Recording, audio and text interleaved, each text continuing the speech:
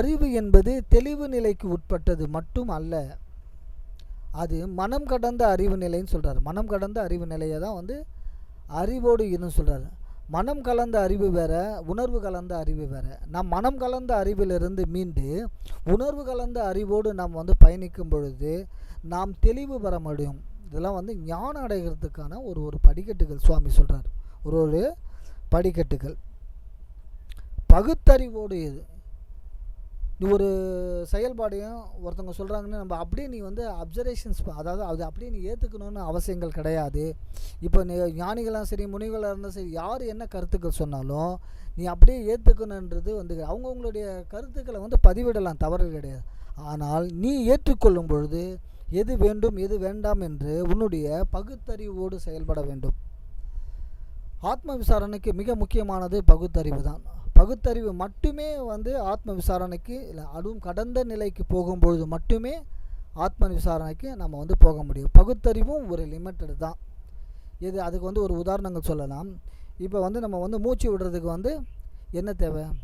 Hydrogen oxygen தேவை.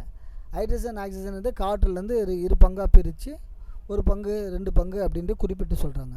இப்போ அந்த ஹைட்ரஜன் ஆக்சிஜன் எங்கேருந்து உற்பத்தி ஆகுது? நல்லா கவனிங்க. அதே இப்போ வந்து இதை வந்து நம்ம பகுத்தறிவும் போது அறிவு ஒரு குறிப்பிட்ட எல்லையோடு நின்று விடும். நாம் இப்போ எல்லாமே வந்து இப்போ அறிவியல் ஆராய்ச்சிகளும் சரி ஆராய்ச்சியாளர்களும் சரி புதுசாக ஒன்றை கண்டுபிடிக்கவே கிடையாது. நல்லா யோசனை பண்ணி பாருங்கள். புதுசாக எதுவுமே கண்டுபிடிக்கலை, ஏற்கனவே இருக்கிறத வெளிப்படுத்துகிறார்கள். ஐஸ்டின் அதான் சொல்கிறார். ஐஸ்டின் என்னென்னா, நீங்கள் எப்படி வந்து இந்த முறைகளை கண்டுபிடிச்சிங்க அப்படின்னு சொல்லுமா சொன்னால், எனக்கு முன்னாடி எத்தனையோ கண்டுபிடிப்பாளர்கள் கண்டுபிடித்து விட்டு போனதே நான் தொடர்ந்து இதை நான் செய்ததனால் என்னால் வந்து இதை வெளிப்படுத்த முடியும்னு சொன்னாரே தவிர நான் கண்டுபிடித்தென்று சொல்லவே இல்லை. அதே மாதிரி எல்லா அறிவியல் ஞானிகளும் சரி அறிவியலாளர்களும் சரி அவங்க வந்து கண்டுபிடிச்சதை வந்து நான் கண்டுபிடிச்சேன் அப்படின்றது எப்பயுமே வந்து சொன்னதே இல்லை. அவங்களுடைய பெருந்தன்மைகள். அவங்க கண்டுபிடிச்சதுனால மட்டும் புதுசாக உற்பத்தி ஆகலை, ஏற்கனவே இருந்து தெரிஞ்சுக்கலாம். அதே போல தான் நமக்குள்ள ஞானங்கள் இருக்குது. எல்லா மனிதனுக்குள்ளேயும் ஒரு ஞானங்கள் இருக்குது. அந்த ஞானங்கள் வந்து புதுசாக வந்து ஃபிக்ஸ் பண்ணலை. நீ தியானம் ஜபாங்கமாக எல்லாமே வந்து பண்ணுறதுனால அந்த ஞானங்கள் உற்பத்தி ஆகுதுன்னு அர்த்தம் கிடையாது. உனக்குள்ளே இருக்கிறத தெரியப்படுத்துது, அவ்வளோதான், வேறு ஒன்றுமே கிடையாது. உன்னிலிருந்து நீ அறிவை வளர்.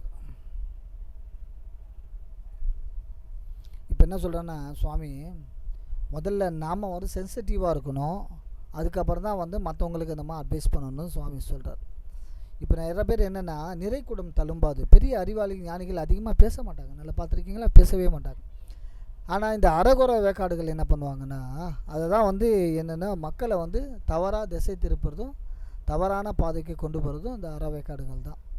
அதனால் சுவாமி ஃபஸ்ட்டே என்ன சொன்னார்னா, உன் அறிவோடு இரு அப்படின்னு சுவாமி சொல்கிறார். 1000 பேர் உன்னை குழப்பினாலும் நீ தெளிவாக இருக்கிறதுக்கு தான் வந்து சுவாமிகள் தெளிவாக சொல்கிறார். நீ மற்றவங்களுடைய பேச்சை கேட்காதே, ஆனால் புரிந்து கொள், அவங்க என்ன சொல்கிறாங்கன்னு புரிந்து கொள். ஞானிகள் சரி முனிவர்கள் சரி வேறு அதர்ஸ் யார் சொன்னாலும் புரிஞ்சிக்கணும் அப்படின்னு சுவாமிகள் வந்து சொல்கிறார். உயர்ந்த ஒழுக்கத்தையும் தெய்வீகத்தையும் போதிக்கும் புத்தகத்தை படி. சுவாமி வந்து உன் அறிவை வளர்த்துக்கிறதுக்கு வந்து புத்தகங்கள் படிக்க சொல்கிறார். புத்தகங்கள் ஏன் புத்தகங்கள்ன்றது அது கூட என்ன தெளிவாக சொல்கிறாருன்னா, ஒழுங்கான உயர்ந்த நிலைக்கு போகும் தெய்வீக புத்தகங்களை படிக்கணும்னு சொல்கிறார் சுவாமிகள். உயர்ந்த நிலைக்கு போகும் தெய்வீக புத்தகங்களை படின்னு சுவாமிகள் சொல்கிறார். நல்லோரே நேசி.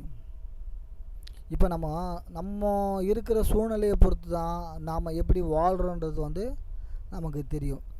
இப்போ நம்ம கூட சேர்றவங்க வந்து ஆன்மீகவாதியாகவும் நல்ல வேலை செய்கிறவன், நல்லா சம்பாதிக்கிறவன், முன்னேற்றம் பண்ணுறவன், கடவுளுக்கு வந்து சேவை செய்கிறவன், இந்த மாதிரி ஆட்களோடு நம்ம வந்து சிநேகிதனாக இருக்கும் பொழுது நாமும் அந்த நிலைக்கு உட்படுவோம். அதனால தான் நல்லோரே நேசி. அதெல்லாம் நல்லவங்க, சிநேகிதர் மட்டும் கிடையாது. அதில் நான் உதாரணத்துக்கு சொன்னேன், நல்லோர்கள் எல்லாமே ஞானிகள் மகான்கள் முனிவர்கள் எல்லாமே நம்ம சூழ்ந்தில் இருக்கிறவங்க எல்லாமே நல்லவங்களை வந்து நம்ம அன்பாக நடத்தணும், அன்பு காட்ட வேண்டும்.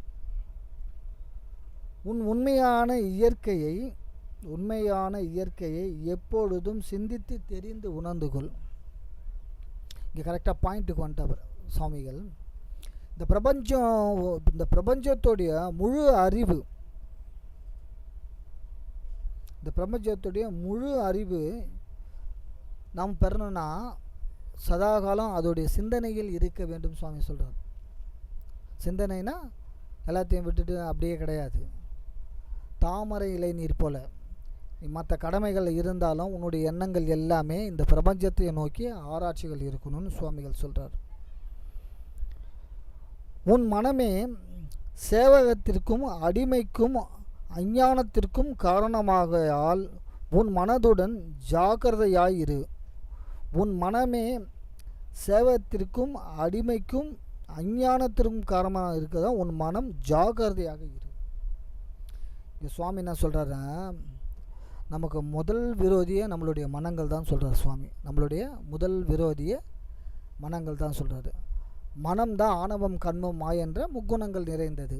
அது பகவானுடைய படைப்பு தான். ஆனால் தங்கம் புடம் போட்டால் மட்டுமே அது தங்கம், முழு நிறைவான தங்கம் எப்படி நம்ம கண்டுபிடிக்க முடியும்னா அக்னியில் போடும்போது மட்டுமே அது வந்து இந்த தங்கம். அதே மாதிரி நீ குவாலிட்டி பர்சன் அப்படின்னும் போது உனக்குள்ள சில தாத்விகங்கள் ஆணவம் கண்மை மாயத்திலிருந்து நீ விடுபட்டு மேல்நிலைக்கு போக போறியா அப்படின்றது தான் வந்து பகவான் கொடுத்துட்டாரு. அப்போது அந்த மனம் வந்து உன்னை திசை திருப்பதற்கான இது மனம், இது எல்லாமே ஒரே கோட்பாடு.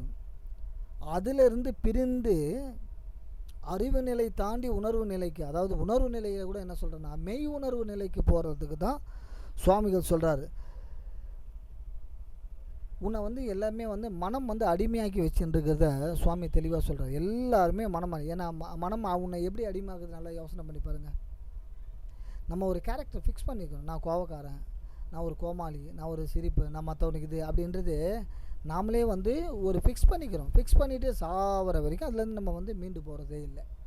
இங்கே எதுவுமே நிலையானதல்ல, மாற்றத்துக்குரியது. நல்லா கவனிங்க. இந்த பிரபஞ்சத்தில் நீ வாழ்கிறது வந்து ஜஸ்ட்டு வந்து எப்படின்னா வாடகை மாதிரி இருந்துட்டு திரும்ப நீ போயிடுவேன். இங்கே நிரந்தரங்கள் கிடையாது.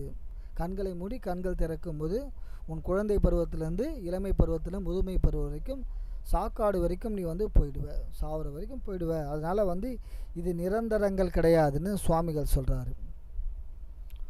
துர்குணத்தை நீக்கி மனம் மொழி மெய்களால் பரிசுத்தமாக இரு.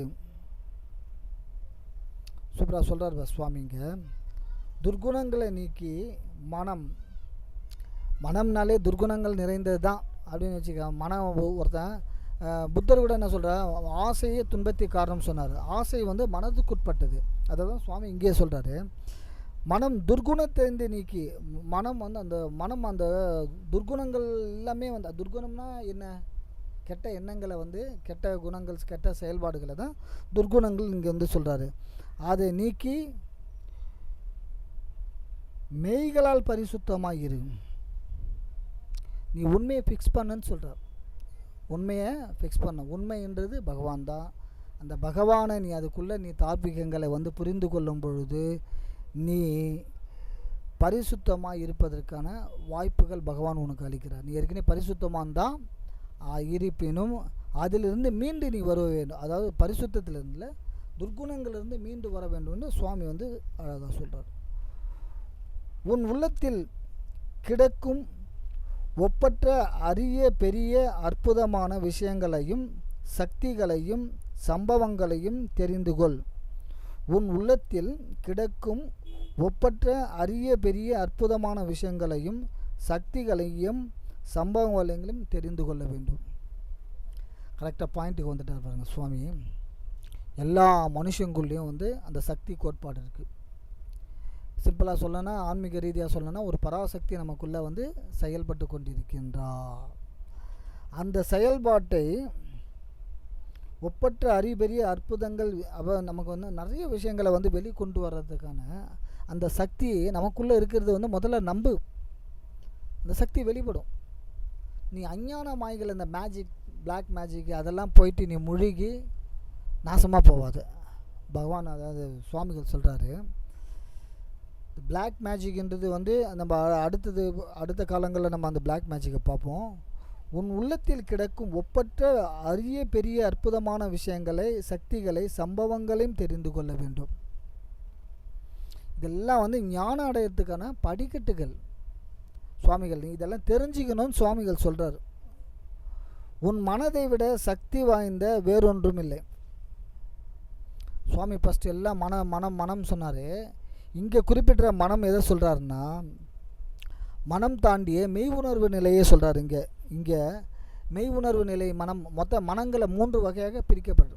மேல் மனம், நடுமனம், ஆழ்மனம் அப்படின்னு பிரிக்கப்படுது.